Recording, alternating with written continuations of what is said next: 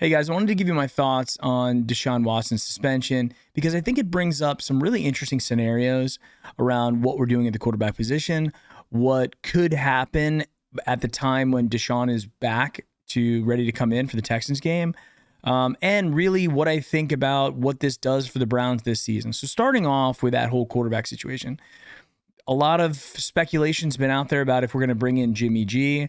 I think now that we have a definitive answer on how long he's going to be out, I think that pretty much ends the whole Jimmy G conversation. I know there's a lot of people out there that are going to be upset. We can't go with Jacoby. You got to look at it and figure out what the delta is between what you're going to get from Jacoby Brissett and squad, so with the Joshes, or bringing in a Jimmy G. And there's no guarantee. It's not like going from Jacoby Brissett to like a bona fide, legitimate ace starter like an Aaron Rodgers. Of course, everybody would pull the trigger on that. But there's not that much of a difference between what a Jacoby Brissett brings to the table and what Jimmy G does. And I'll give you a couple of reasons why. Jacoby's been in the league. He's a veteran. And although if you look back at his stats, you look back at the teams he's been on and the win-losses and stuff like that, it's kind of difficult to peg that all on Jacoby. I think he's a veteran quarterback who's played on some mediocre at best teams. And I think all we're going to ask him to do for these first 11 games is manage the game, right? You've got a lot of weapons. You've got Amari Cooper. You've got Peoples-Jones, who should be emerging. David Bell, I think, is going to be very, very good. And Njoku, Bryant, right? So you got a pair of really good tight ends. And then you've got the 1-2 punch with Nick Chubb and Kareem Hunt, which the whole offense is going to run through anyway. So as long as Jacoby is not throwing, it doesn't have a ratio of touchdowns to interceptions that's way off the chart, we should still be okay. And you look at it and say, okay, well, what would Jimmy possibly give you? And if you look at the schedule that we're looking at, I think that the win-losses that we could possibly be at the time when Deshaun would be ready to come back, or available to come back, I would say, is 5-6. Really, look at the schedule. It's difficult, okay? And so do you think Jimmy can give you an extra win? Can he beat, a Ravens team or maybe the Patriots or something like that? These are good teams. There's no guarantee, and it probably won't even come down to the quarterback play if we win or lose this game. There's a lot more is going to come down and fall onto the defense and potentially special teams, right? With kicking field goals or extra points and stuff like that. So that being said, I think the Browns are happy. They've had Jacoby in there in the locker room, in the quarterback room for long enough. The coaches have had enough time to get to know him and understand what his capabilities are. Of course, there were some rumors about the inquiries about that, because if it would have taken a 7th round pick to get him, the Browns probably would have pulled the trigger, because why not? They brought in Josh Rosen, and we all knew that was, essentially as an emergency position. And he'll either be cut or put on the practice squad after Deshaun comes back anyway, right? So you have to kind of see what you got to fill out the room. Now, if you go back to the first preseason game, I thought Josh Dobbs did fine. I thought he did okay. Again, it was against the number 2s, but he's a number 2. So he rose to the top of that group of people that he was playing against, which I think was impressive enough to say, look, do I want to go 11 games with Josh Dobbs? At this point, I don't think I've seen enough to get all that excited to go that far. But if you give me a Jacoby Brissett who is going to manage the game and not make mistakes, hand the ball off quite a bit, and then rely on special teams and defense to keep you in games, and your offense doesn't have to put up 50 points or over 30 points like we had to do in the past in order to win, then I think we're okay. And I think we're going to be just fine, right? We have 2 preseason games that we get to see how Jacoby can do, and that will also determine if we have to make a reactive decision to pull the trigger and give up some capital that we don't really want to give up, nor do we really have at this point. We certainly don't have big capital to go after a guy like Jimmy G. Plus, he's probably going to get cut anyway. So if we just be patient, allow Jacoby to do his thing, play some preseason series, see how he does in those, and then determine what we want to do. But again, guys, there's no guarantee that you bring in Jimmy G, who's coming off of an injury, that he's going to be much, if any, of an upgrade. Now, people will argue both ways, But that's just the matter. That is the legitimate fact. There's no guarantee either way. He's coming off an injury, and we have a seasoned veteran backup quarterback who has been thrust into this role in the past. So this isn't like, it's not like he's a career backup guy and he's like, oh, I've never played or never had to play or never had to step up and to be the number one. He did that in Indianapolis when Andrew Luck retired.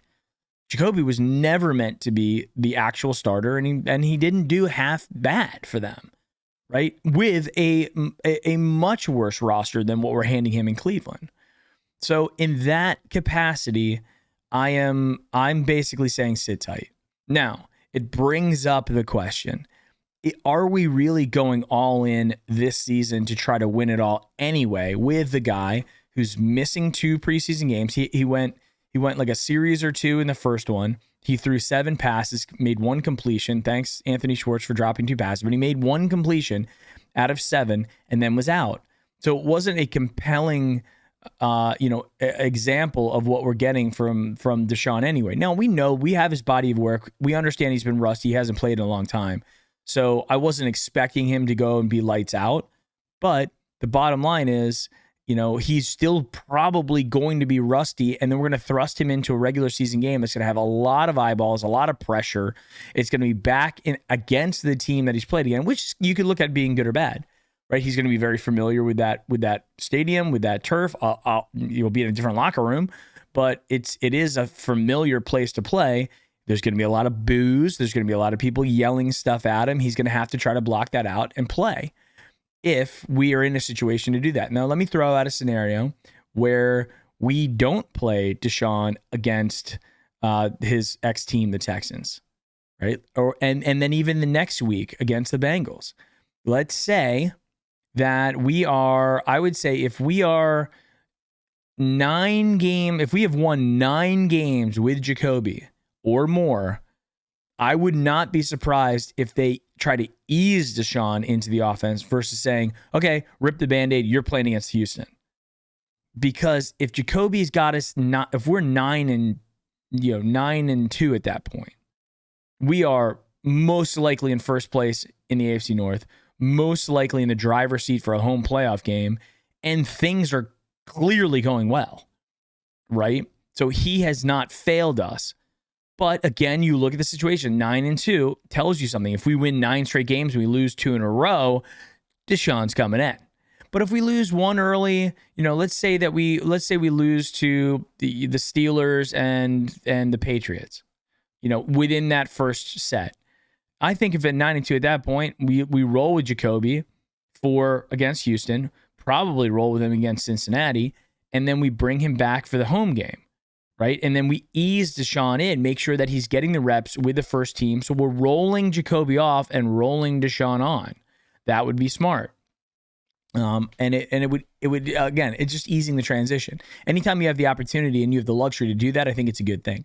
Now, let's think about another situation where we are, instead of being 9-2, we're 2-9.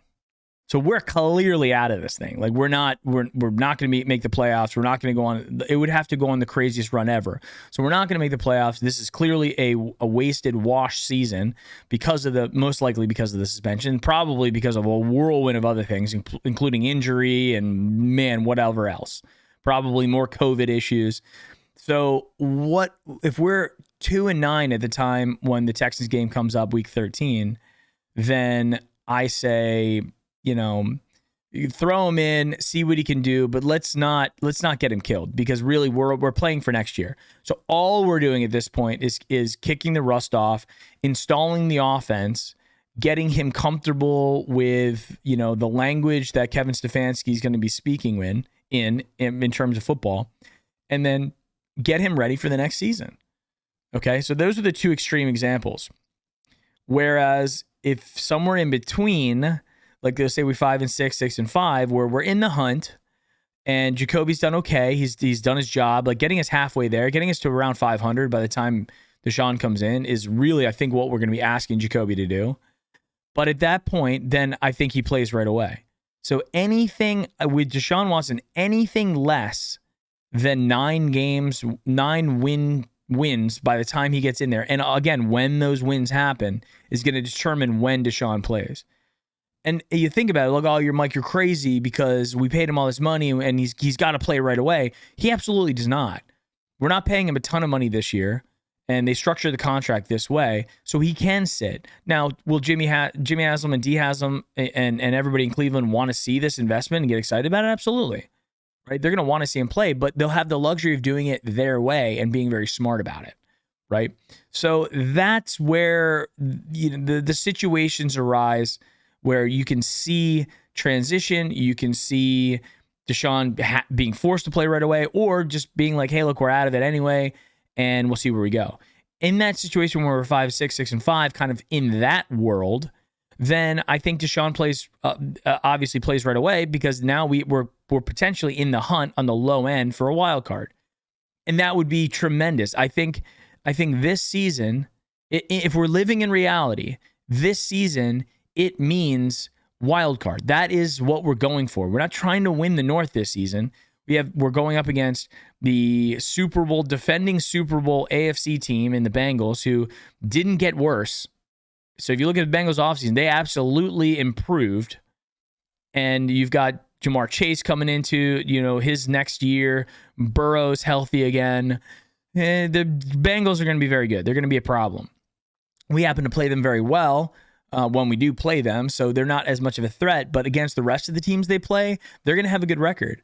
Also, the Ravens. People are sleeping on the Ravens for whatever reason, because they lost to Hollywood Brown. Like, to me, they've got weapons there, and Lamar Jackson is always going to be a threat anytime he steps on the field. So the Ravens are going to be dangerous. Plus, they've got a good defense. Plus, they got a good kicker. They're very well coached. They have a complete team there.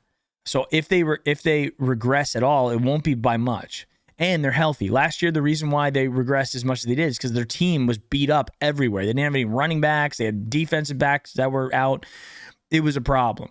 So expect the Ravens to be a better team, be more competitive. The Steelers on the other side, I don't think that they're going to be as good, but who knows? I mean, if Kenny Pickett steps up and becomes a true first-round phenom, then look out, we're in trouble. Or if Mitch Trubisky comes out and says, you know what, I'm going to prove it to the league that I'm not as bad as what people think I am, who knows? I think out of all the teams in the AFC North, the Steelers head-to-toe are the weakest, but they always play us tough, and it's always a tough game when we go to Pittsburgh specifically. So we don't have any pushover divisional games that are going to be guaranteed wins. Honestly, out of all the teams we play, other than possibly the Jets week 2, I really don't see any guaranteed victories. Everywhere you go, you can make an argument that it's going to be a tough game, because a lot of the games that we're going to be favored, we're going to be playing away in a stadium like a dome, like down in Atlanta, right? All the other teams are, because we don't have Deshaun and because of our internal situation, we're not going to be favored in those. Maybe Pittsburgh, right? So you look at what's going on with the Browns right now, what's going on with the suspension, without getting into the actual details of what he's been accused of doing and why the suspension happened and all that. Everybody's been over that ad nauseum. I think what we have to do is look at where we are today, what we have to do to get ready for the season to start, and a lot of that is going to be determined in the next 2 preseason games. If Jacoby goes out and plays like a game manager and just does his job, does not look awful, doesn't throw crazy interceptions or anything like that, it's going to be Jacoby season. And that's what we're going to do. Until there's an injury or he plays himself out of a job, then we're not going to see anybody else. Because at the end of the day, if you really think about Josh Dobbs and Josh Rosen, they're third-string guys. They are legitimate third-string NFL quarterbacks. So if anybody's out there saying we want to roll with one of these guys, yeah, against 2s and 3s, they're going to look good. They are. Because a lot of them, both those guys have experience, been in the league for a little while. So against 2s and 3s, those guys are going to look like studs. But you throw them up against the number 1s with all of the number 1 defensive players actually playing. Consider us. We didn't play guys like Myles Garrett, Jadeveon Clowney, Denzel Ward. We didn't play those guys. So we're not even going up against a first-team full offense or defense. We're going up against a skeleton crew, and then you get a lot of the 2 guys. But anyway, the point is, it's those guys, Josh Rosen and Josh Dobbs, are where they are in the depth chart, and they've moved around the league for a reason. We didn't just magically find guys and we're like, oh my gosh, everybody missed on these guys. This is not how it works. So it is Jacoby or bust for the first 11 games. I really don't think we're going to bring in a Jimmy G unless he's cut or they just give him to us for nothing, like a 6th or 7th round pick, and that's it. And maybe even they pick up salary. I don't know. But it's going to have to be a situation like that. And I don't think the 49ers at this point are ready to do that. That's just where they are. So thank you guys for watching. Thank you guys for tuning in here. I'd love to hear your thoughts. Put it in the comments. I'll respond to you. I'm reading all the comments and everything like that. Thank you very much for tuning in. I will see you next time. Go Browns.